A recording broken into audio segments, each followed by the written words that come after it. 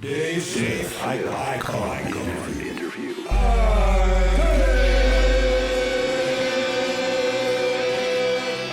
Iconic. Dave Smith back with you for another episode of Dave Smith Unleashed, and we are really excited about this one because this is a man who needs no introduction. Somebody who's been a guest of mine for years and years and years and kind enough to come on the podcast today. 30 years as the blow-by-blow announcer for HBO Boxing. He's covered 14 Olympic Games, NBA, NFL, college basketball, college football, NASCAR, IndyCar. You name it, he's covered it. He is an icon if there ever is one. And everybody pick up a copy of his new book. It Happened, A Uniquely Lucky Life in Sports TV. The proud grandfather of Sierra, his 12th, that was just born 2 weeks old today. So without further ado, let's bring him on here to Dave Smith Unleashed. It is the great Jim Lampley. What's up, Jim? All right, Dave. Great to be with you again. For some memories of George Foreman, you know, George, I know, a good close friend of yours. I had the pleasure of interviewing a couple of times. What stands out to you in your relationship with George? A unique human being, a great man, a man who achieved tremendous self-awareness and self-knowledge. I don't think he had it at first when he won his Olympic gold medal in Mexico City at age 19. But I think his life became a journey through which he learned many, many things and gave him a warm, benevolent, loving soul that he was capable of radiating to everyone he knew. Maybe only Michael Moore didn't feel George's love in exactly the right way, but I imagine they probably had some conciliatory conversations after George knocked him out at age 45 to win the world heavyweight championship again. And to me, I think maybe the greatest accomplishment in sports history, winning the heavyweight championship again at 45 after a 10-year layoff, after winning it for the first time 22 years before. And I know he went through such turmoil after the Ali loss in Zaire in 1974 and hiding out in the hotel room and really not being able to shake it, I guess, until he came back and won the heavyweight championship of the world again. Had he shaken it off before that point, Jim, or did it take his win over Michael Moore?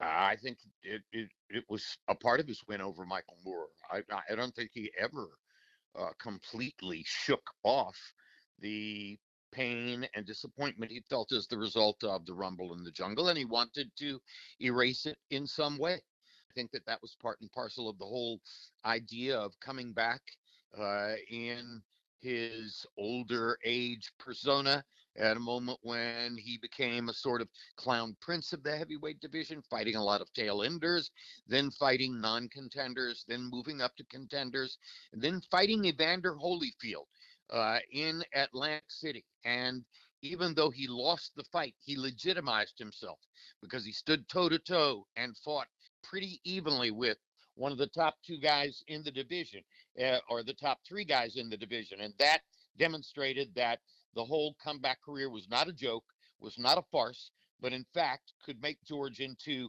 once again, a serious heavyweight contender, and he did. And it's so great to see you back, Jim. May 2nd, Times Square Championship Boxing, DAZN pay-per-view. What a card, too. Ryan Garcia, Teofimo Lopez, Devin Haney. So we're going to see you back in less than a week coming up here, and can't wait to hear you on the airwaves again. I'm back. It's a card with a lot of personality. I'm looking forward to calling those fights and grateful to Turki Al-Sheikh for creating the circumstance that brings me back. Now, you brought up a name there, Turki Al-Sheikh. Saudi Arabian chairman of the General Entertainment Authority. And you know, Jim, for all those years in boxing, promoters not willing to work with each other, networks not willing to cross the street and take meetings and put fights together. We never got the fights we really wanted to see. Pacquiao and Mayweather took, 7 or 8 years, and they were probably both past their prime by the time it finally happened. He's making things happen, and he said he wanted to save broken boxing, and it seems like that's what he's doing right now. He's putting fights together, and he doesn't care about that political nonsense.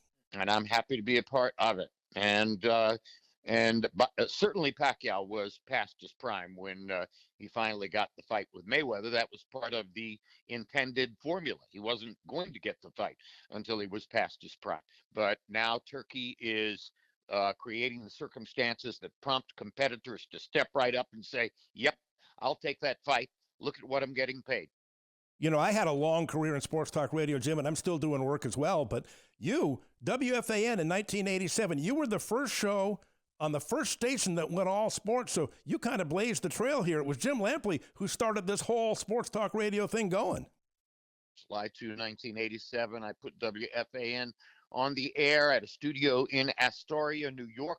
For that first show, I wrote out a lengthy manifesto of things that would take place now as the result of 24-hour sports talk radio, such as Vinny from Queens will formulate trades for the Rangers to make, such as some listener in Flushing will make out a starting lineup for the Yankees. These kinds of things all did happen, and eventually sports talk radio matured and became what I thought it would be. Another thing I wrote in that first day manifesto that I thought was comical was there are going to be 3 of these stations in Salt Lake City doing all jazz all the time.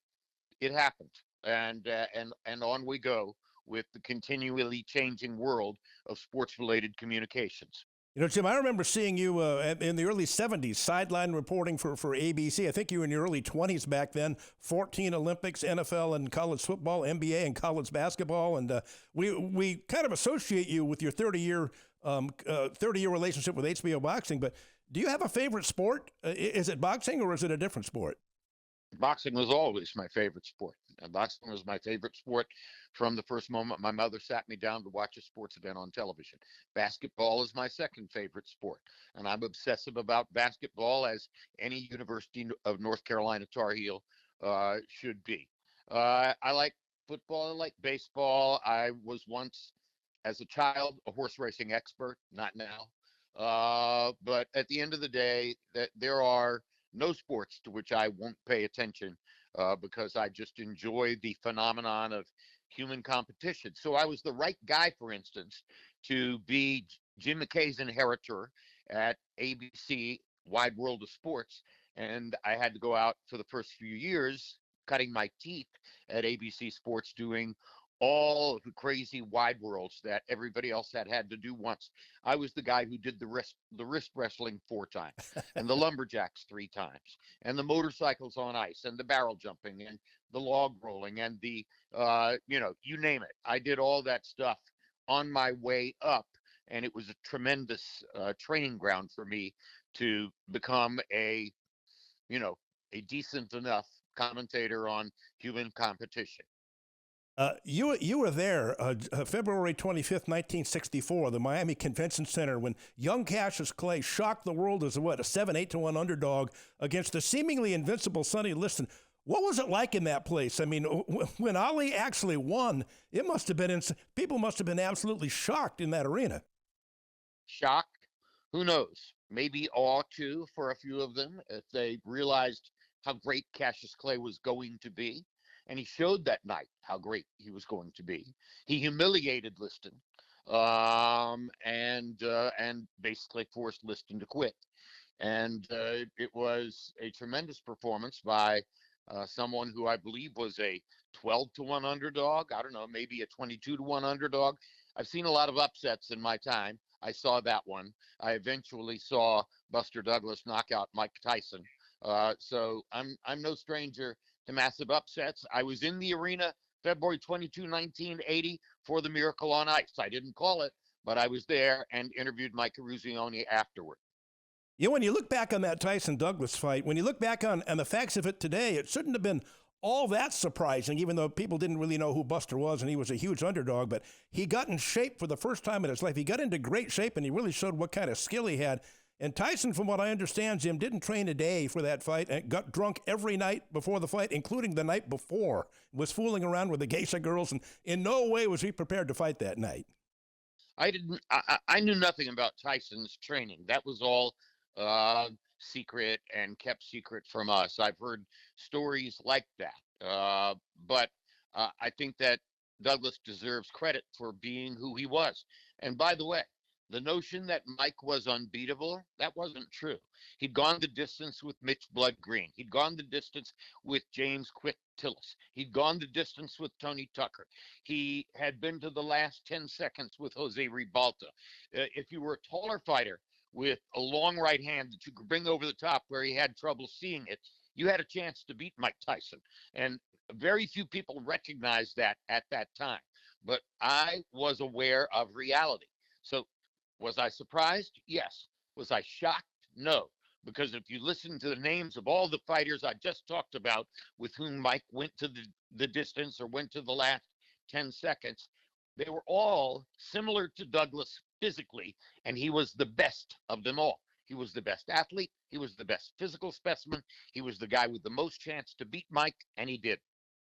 And when you look, George was on a collision course with Mike Tyson. If he hadn't lost that fight to Buster Douglas, I think they had a fight coming up maybe in a year or so. How do you think a comebacking George, near 40 years old, would have done that? Tyson seems tailor-made for him with styles, but George was going to be 40 plus if they fought. How do you think he would have done at that stage of his career against the young, undefeated Mike Tyson? I'm not sure that Mike would have been thoughtless enough or silly enough to get into the ring with George. Why? I mean, at that moment, Mike was making all the money in the world, and how is he going to make even more money for fighting George? He would have been doing George a massive favor to get into the ring with him. He could easily have begged off, saying that it would be disrespectful for him to beat up an old man like that, a great champion like that. I think that's probably what Mike would have done. You know, people used to ask me all the time, Jim, well, is George really changed, and is he really a lovable teddy bear now, or is that like a public persona and a thing to sell grills, and maybe he's a phony and he's really still the old guy? I interviewed him 2 or 3 times in Vegas before fights, Jim, and from my experience, absolutely not. He was that way on the air. He was that way off the air. He was a really good guy. He was kind to people. He was warm-hearted. He was deeply religious, and his deep religion convinced him that his goal was to love everybody. I don't think he loved me at first, but ultimately I know that he did, and I miss him terribly now.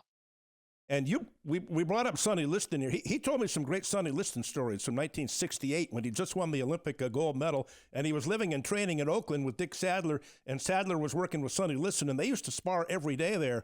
And he said that was the most frightening experience, getting hit by Sonny's jab. It was like a hammer in the face. And he's the only man ever that made me back up in the ring. It was like dying and going to hell having to spar with him every day, even at his advanced age.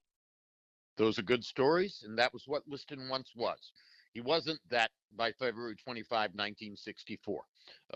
He was somewhat degraded physically at that time, although no one wanted to recognize it. In Lewiston, Maine, he took a dive. He went down. He quit in Lewiston, Maine. He had quit in the first fight too. So, there's no reason to glorify how great Sonny Liston was at that point in his career. His sister stated one time that he was born in 1919, not 1932, which would have made him 45 the night that he fought Ali. And he'd fought 2 rounds in 3 years, and he didn't really like to train. And he was really past his prime when he fought Floyd Patterson. I think the real great Sonny Liston was in the mid to late 1950s, the Cleveland Williams fight. I think that was the greatest we've ever seen him. But he was probably 45 when he fought Ali. Ali knocked out Cleveland Williams too. Just like Liston did. So, yeah, you're probably right about Sonny that Cleveland Williams is the peak. Everybody would argue and say, wait a minute, he knocked out Patterson twice in 1 round. Let's face it, Patterson was scared of him and did not fight at his peak. So on we went, and Sonny ultimately got his comeuppance from the greatest. You know, it's interesting, Jim, before I let you go here, and I appreciate you hanging in there with me.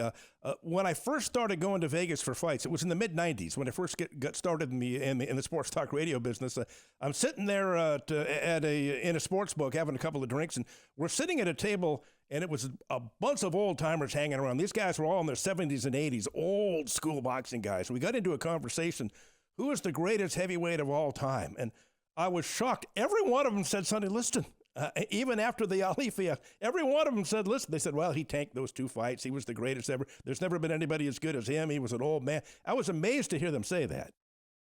You won't hear people say that now.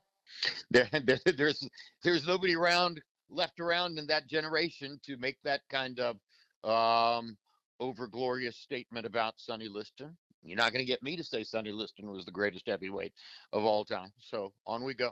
I got Foreman number 5 of all time. Is that about where you have him, the great George Foreman?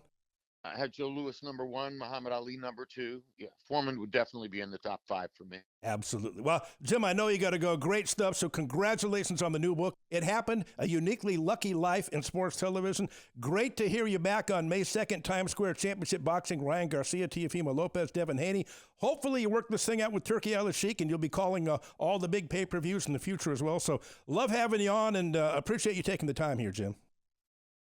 Don't forget Jack Dempsey, Dave. Yes. He was the biggest public figure of the Roaring 20s, and he had 60 knockouts in tough man contests before he ever put on trunks and entered a ring. How about Jack Johnson? You could talk all day. All righty. Thanks very much, Dave. I appreciate it, Jim. Thank you very much. There he goes, the great Jim Lampley. The new book, It Happened, A Uniquely Lucky Life in Sports Television.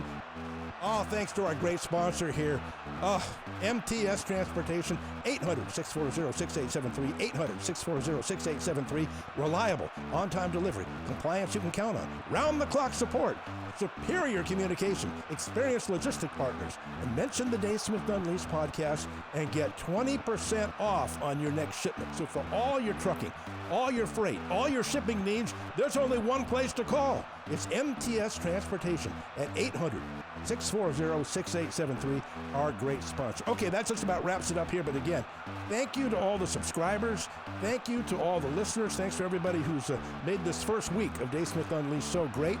Thanks to the great Jim Lampley for doing a tremendous interview with us. And we'll talk to you next time right here on Dave Smith Unleashed.